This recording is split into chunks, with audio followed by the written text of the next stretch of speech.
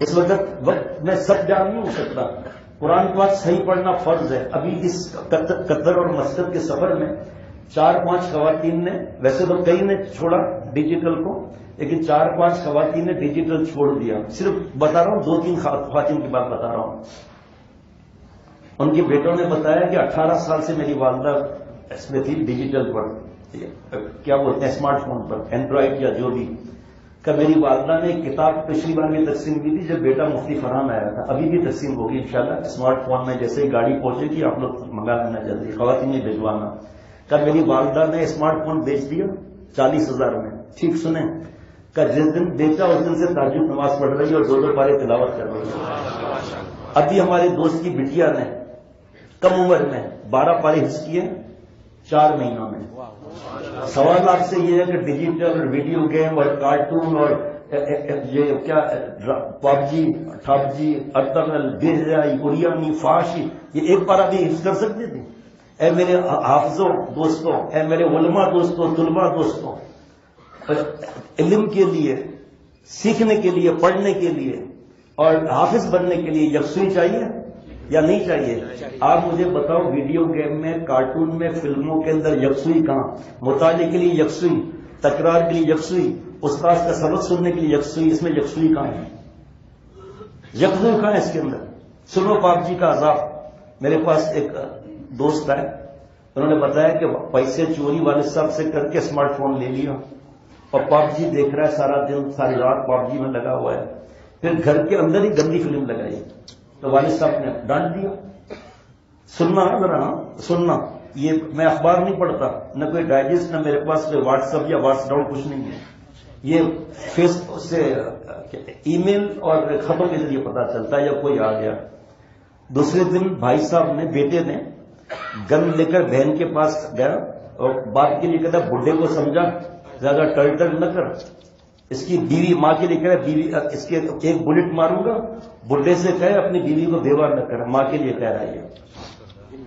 اس نے کیا دیا ہمیں؟ موبائل نے ذلتیں اور رسوائیاں دی ہیں، جوانیاں برباد کرنا سکھایا ہے، زنا سکھایا ہے، بیٹیوں کو گھر سے بھاگنا سکھایا ہے، بدتمیزی سکھائی ہے، ماں باپ سے اکڑ سکھائی ہے.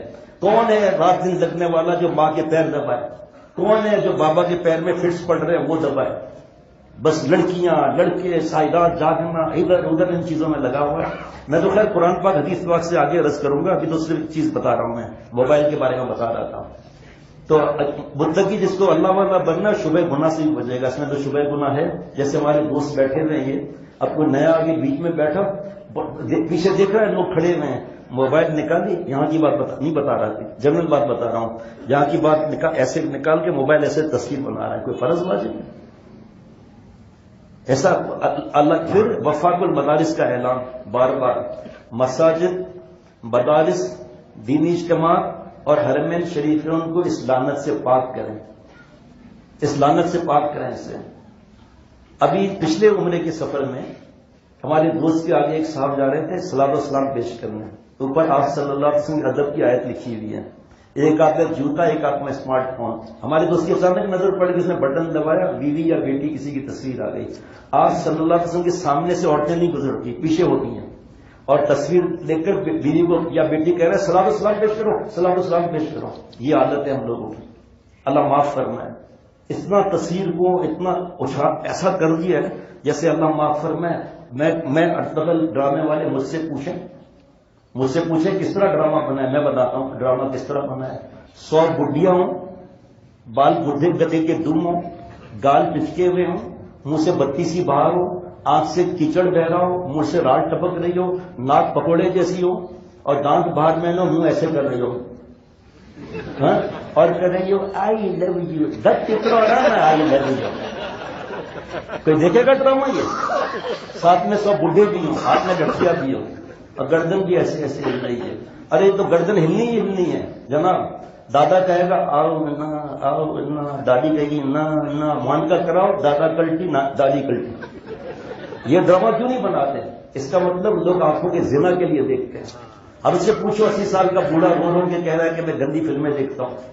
ہم سے پوچھو 85 سال کی عمر ہے، اس نے دوست لا کر رویا ہے، اتنا نیک تھا، تہجد گزارتا، نماز بھی نہیں پڑھتا، اور ٹیب کسی میں ساری رات فلمیں دیکھتا رہتا ہے، پتہ ہی نہیں ہے کہ کتنا بڑا عذاب ہے، عذاب ہے عذاب. یہ میں بتا رہا ہوں آپ کو. میں بیٹی 8-9 برس کی بیٹی موبائل، فیس بک اور یوٹیوب پر بابا کو فکر ہی کتنا بڑا گناہ ہے. وہ تو آگے جب بیان شروع ہوگا نا، ابھی صرف 2-3 باتیں بتا دیتا ہوں. بیان سے کام نہیں بنے گا، بیان پر عمل اور پھر اللہ کا فضل رحمت مشیت، پھر کام بنتا ہے. کامیابی تو کام سے ہوگی، نہ کہ اس میں کلام سے ہوگی، ذکر کے اہتمام سے ہوگی، فکر کے التزام سے ہوگی.